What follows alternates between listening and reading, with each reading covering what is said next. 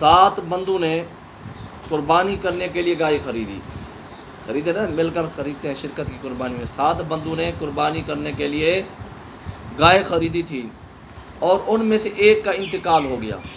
7 بندے نے خریدے تو ان میں سے ایک فوت ہو گیا۔ فوت ہو جاتا ہے انسان، موت کا تو کوئی پتہ نہیں ہے، وہ بھی شرکت دار تھا، شرکت تھی اس کی قربانی کی، تو لیکن فوت ہو گیا ان میں سے ایک، 7 میں سے ایک فوت ہو گیا۔ اب کیا ہوگا؟ تو اب مسئلہ یہ ہے کہ اس کے ورثاء، یعنی جو فوت ہو چکا ہے اس کے وارث تو ہوں گے نا پیچھے، اس کے ورثاء نے شرکاء سے یہ کہہ دیا کہ تم اس گائے کو اپنی طرف سے اور اس کی طرف سے قربانی کرو، اور انہوں نے کر لی تو سب کی قربانیاں جائز ہیں۔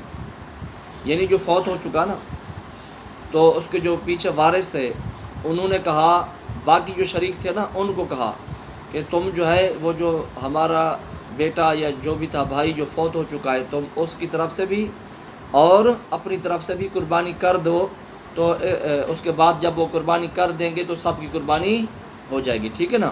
اچھا، یہ وہ اس وقت ہے کہ جب وارث اجازت دے دیں اور کہیں کہ کر دو۔ اور اگر بغیر اجازت ورثاء